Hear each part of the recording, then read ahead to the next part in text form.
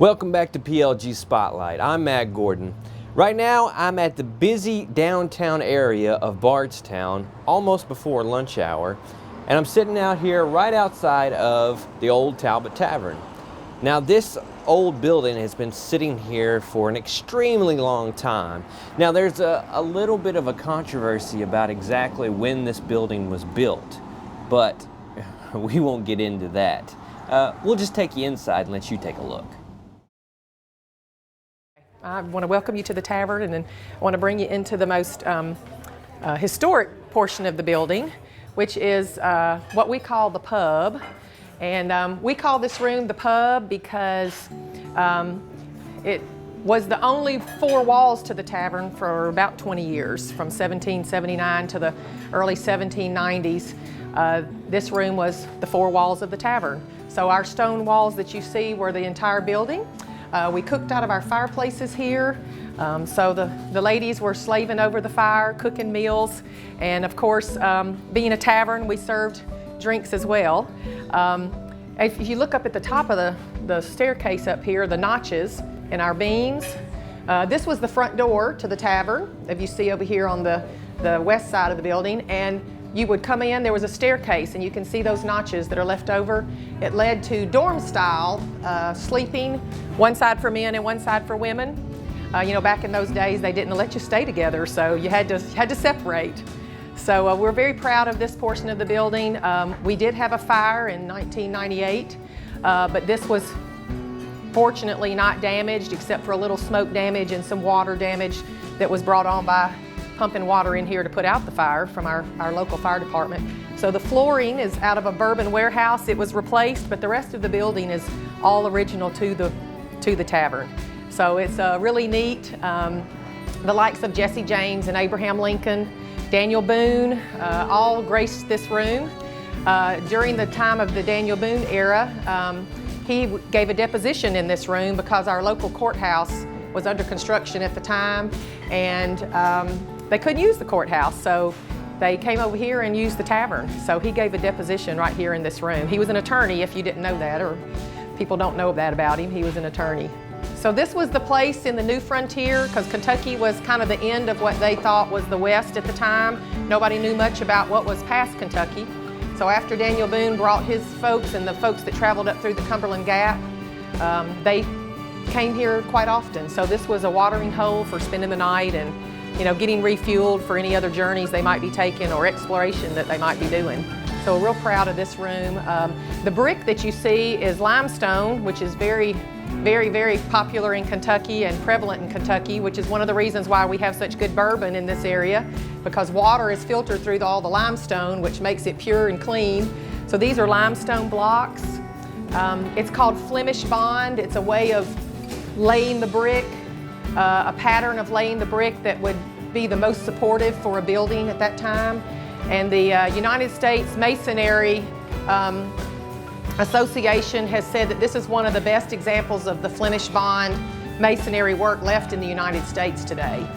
So it probably doesn't look like there's a pattern to it to you, but because the way they had to do the mortar and the bricks aren't perfect, so it's hard to tell exactly how they're lined up.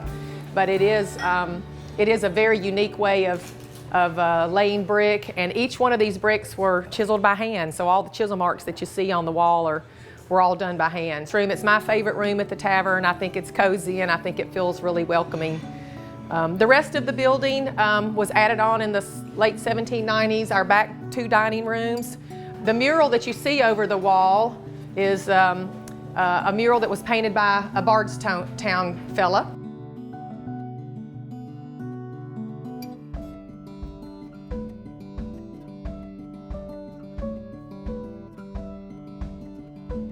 This is called the Audubon Dining Room, and the reason that we named it the Audubon Dining Room is because two of James Audubon bird prints are on our wall.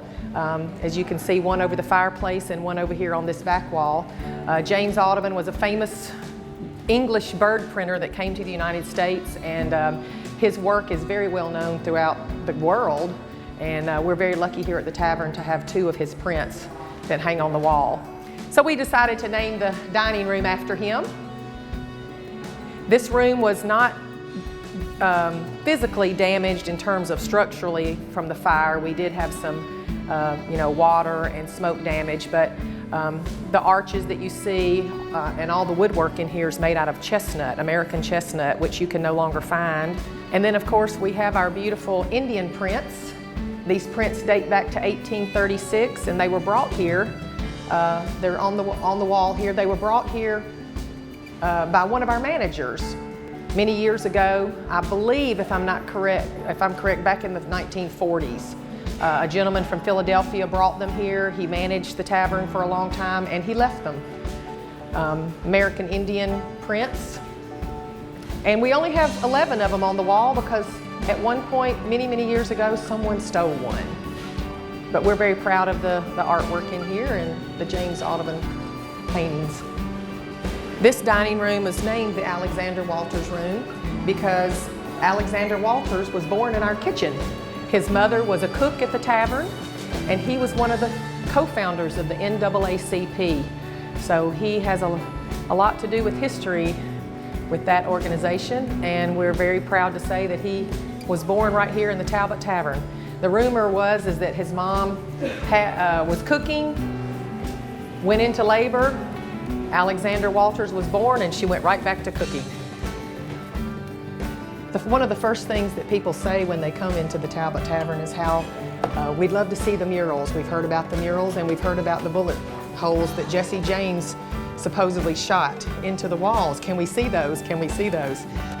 So he would frequent our bar when he would want to have some refreshment, and one night he had a little bit too much to drink and wandered his way upstairs, and it's believed that he shot bullet holes at the birds in the trees that were on this mural. Now this mural here was a mural that depicted Don Quixote and the windmill and some other things, and you can see the bullet holes are depicted here on the wall, a couple here, and if you look close enough you can actually see the spiral like where a bullet was spinning fast as it was moving towards those towards the wall.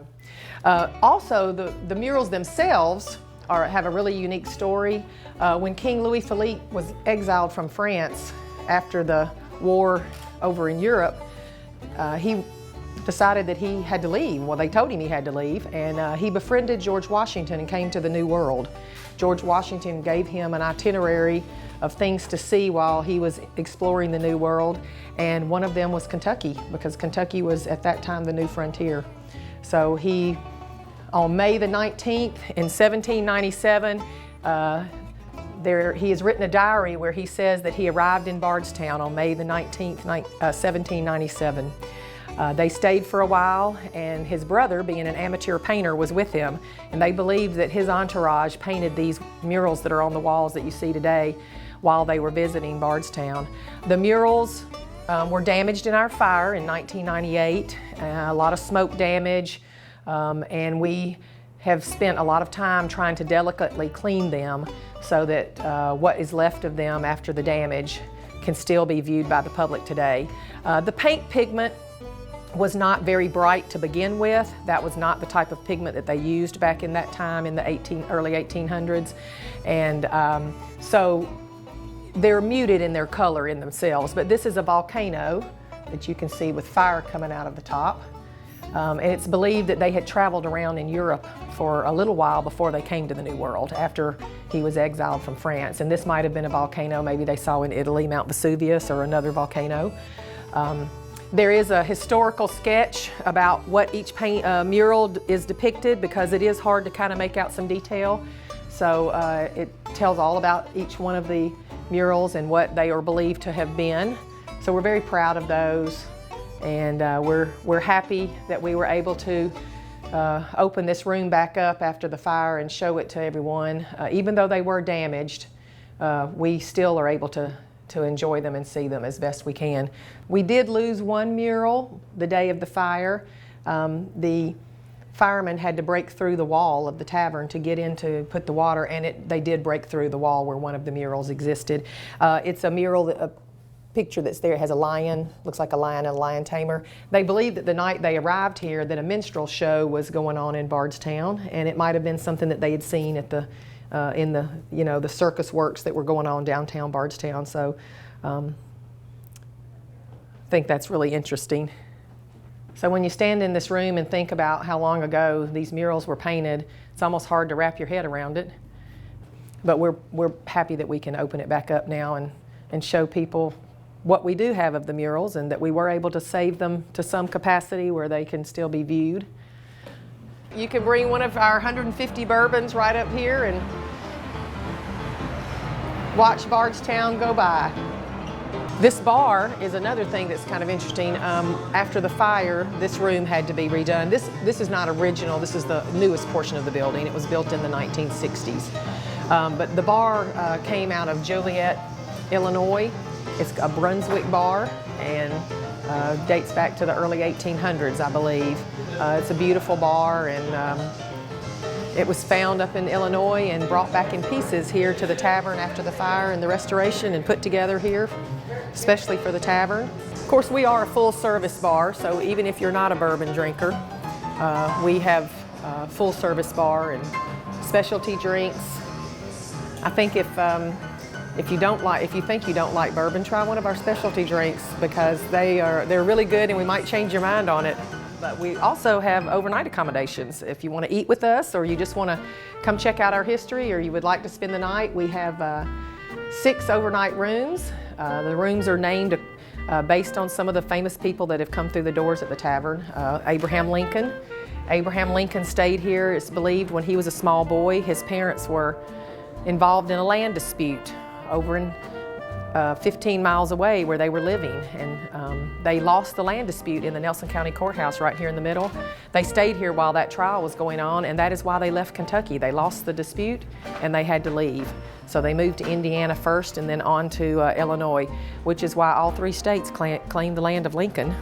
We also named one of our rooms the General's Quarters. We had some generals, and you can read about it here. It's kind of interesting. George Patton from during the war, World War II, was very instrumental in coming over from Fort Knox and eating here at the tavern.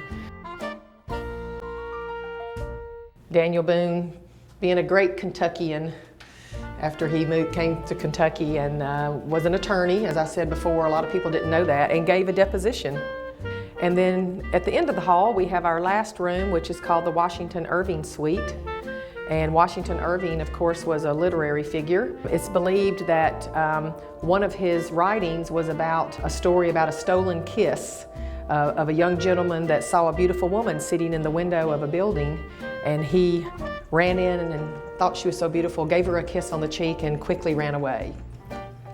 My father-in-law and some other businessmen here in Nelson County in Bardstown bought the Talbott Tavern in the late 1960s, and my father-in-law ended up with the tavern over the years, and now my husband and my brother-in-law run the tavern and own the tavern. So it's been in our family for quite a few years. We are considered the longest continuously running stagecoach stop west of the Allegheny Mountains, and there's been some argument that we might be the oldest in the United States. We have acquired a new property that we're very proud of, a building that's adjacent to the Talbott Tavern that was built in 1913.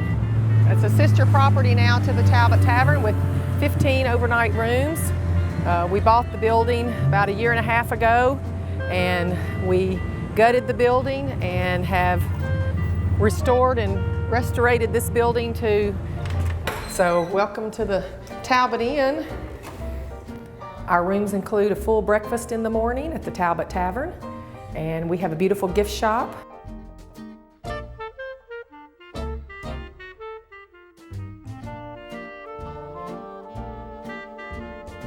In the law offices, they had safes to keep their confidential papers back in 1913 and shortly after, so this room's really unique. We were able to leave the safe and use it as a closet. All original to the building. So I think that's really a neat feature. All of our guests that have stayed here have really gotten a kick out of that and enjoyed seeing that safe. It even says the name of the safe, Molzer Safe, and it's got the big door handle on it. So So I guess you could say several of our rooms have walk-in closets or walk-in safes.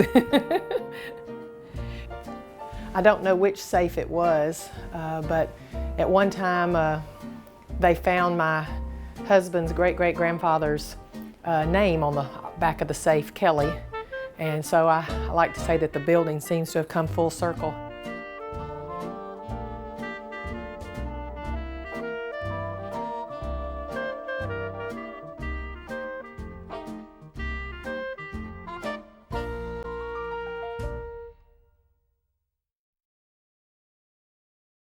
It's been through many names and many owners, but it's still here. Thanks for joining us on PLG Spotlight. I'm Matt Gordon, and I'll see you next time.